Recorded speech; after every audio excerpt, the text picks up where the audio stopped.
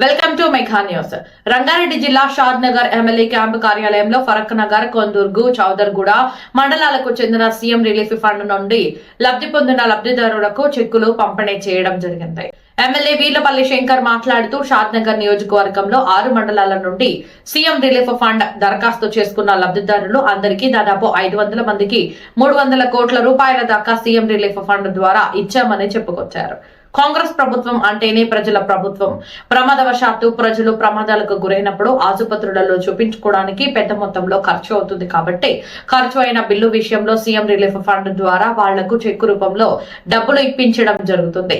ఈ CM relief fund అన్నది రాజశేఖర్ రెడ్డి ఉన్నప్పటి నుంచి జరుగుతుందని, ఏ ఒక్క కార్యక్రమాన్ని చేయకపోయినా CM relief fund, Shaadi Mubarak, Kalyana Lakshmi విషయాల్లో మాత్రం తప్పకుండా ఈ ప్రభుత్వం ఇస్తుంది అని చెప్పారు. ఇది కాంగ్రెస్ ప్రభుత్వం, రేవంత్ రెడ్డి ప్రభుత్వం కాబట్టి ప్రజలు ఇలాంటి అవకాశాలని సద్వినియోగం చేసుకోవాలని కోరారు. చాలా సంతోషం. షాద్ నగర్ నియోజకవర్గంలో 6 మండలాలకు 2 మున్సిపాలిటీల్లో సీఎం రిలీఫ్ ఫండ్ గురించి దరఖాస్తు చేసుకున్న లబ్ధిదారులకు దాదాపు 500 మందికి 3.5 కోట్ల వరకు కూడా సీఎం రిలీఫ్ ఫండ్ అందజేయడం జరిగింది.